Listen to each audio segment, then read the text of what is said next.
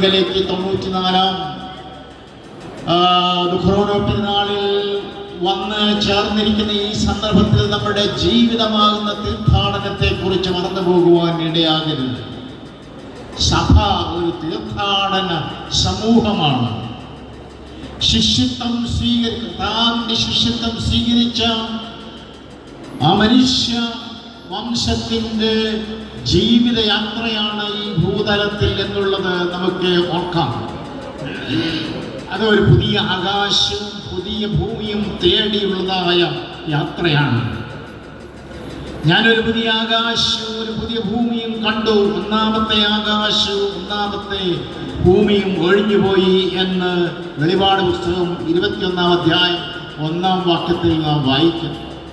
തീർച്ചയായിട്ടും വിശ്വാസത്തിൽ ജീവിക്കുന്നവർ ആ പുതിയ ആകാശത്തിനായിട്ടും പുതിയ ഭൂമിക്കായിട്ടും ഉള്ള തീർത്ഥാടനത്തിൽ ഏർപ്പെട്ടിരിക്കുന്നവരാണ് എന്നുള്ളത് നാം ഓർക്കണം.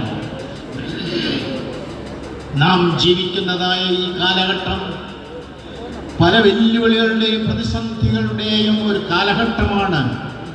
എല്ലാ കാലത്തിലുമുണ്ട് ഈ വെല്ലുവിളികളും പ്രതിസന്ധികളും. വളരെയധികം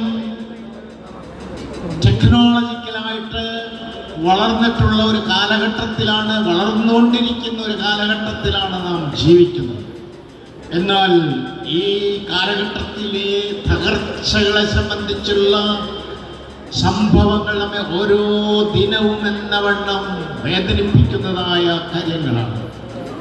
കുറച്ച് ദിവസങ്ങൾക്ക് മുമ്പ് ഗാസിയാബാദിലെ ഒരു ഭവനത്തിലെ 3 പെൺകുഞ്ഞുങ്ങൾ ഒരു വലിയ അവർ താമസിച്ചിരുന്ന കെട്ടിടത്തിൻ്റെ മുകളിൽ നിന്ന് ചാടി ചത്തതിനെ സംബന്ധിച്ചുള്ളതായ റിപ്പോർട്ടുകൾ പത്രങ്ങളിൽ വന്നിരുന്നു. അവർ 2 വർഷക്കാലം സ്കൂളിൽ പോയി പഠിക്കാതെ ചില കാര്യങ്ങൾ കണ്ടുകൊണ്ട് ഒരു വിർച്വൽ ലൈഫ്, അതായത് കൊറിയൻ രീതികൾ, K-pop എന്നും K-drama എന്നുമൊക്കെ ഉള്ളതായ കാര്യങ്ങൾ കണ്ടുകൊണ്ട് തങ്ങളുടെ ജീവിതം മുമ്പോട്ട് നയിക്കുകയായിരുന്നു.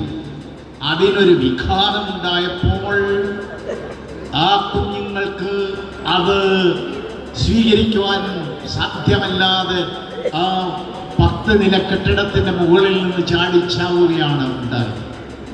ഇന്നത്തെ പത്രത്തിൽ നാം മറ്റൊരു വാർത്ത കണ്ടു. അതായത് ഛത്തീസ്ഗഡിലെ കൊർബ ജില്ലയിലെ ഒരു യൂട്യൂബറായ പെൺകുട്ടി തൻ്റെ പിതാവിനെ തലയറുത്ത് കൊന്നതായ സംഭവത്തെ സംബന്ധിച്ചുള്ള വാർത്ത ഇന്നത്തെ പത്രത്തിലുണ്ട്. ഇതുപോലുള്ള വേദനിപ്പിക്കുന്നതായ സംഗതികൾ നമ്മുടെ ഈ കേരളത്തിലും പലയിടങ്ങളിലും ഉണ്ടാകുന്നുണ്ട് എന്നുള്ളത് നമുക്ക് ഓർക്കാം. മനുഷ്യൻ വളർച്ചയുടെയും വികസനത്തിൻ്റെയും മധ്യേ അല്ലാത്തതായിത്തീരുന്ന സാഹചര്യങ്ങൾ, അതേക്കുറിച്ച് നമുക്ക് മനസ്സിലാക്കേണ്ടതായിട്ടുണ്ട്. നമ്മുടെ കുഞ്ഞുങ്ങളെയും അതുപോലെ തന്നെ യുവതലമുറയെയും യഥാർത്ഥ മനുഷ്യത്വത്തിലേക്ക് എത്തിച്ചേരുവാനായിട്ട് സഹായിക്കേണ്ടത് ആവശ്യമാണ്. നാം തീർത്ഥാടകരാണ്. ഈ തീർത്ഥാടക സമൂഹത്തിലെ അംഗങ്ങളായിരിക്കുന്ന നമ്മെ സംബന്ധിച്ചിടത്തോളം വലിയ ചുമതലകൾ നമുക്കെല്ലാം ഉണ്ട് എന്നുള്ളത് ഓർക്കാം.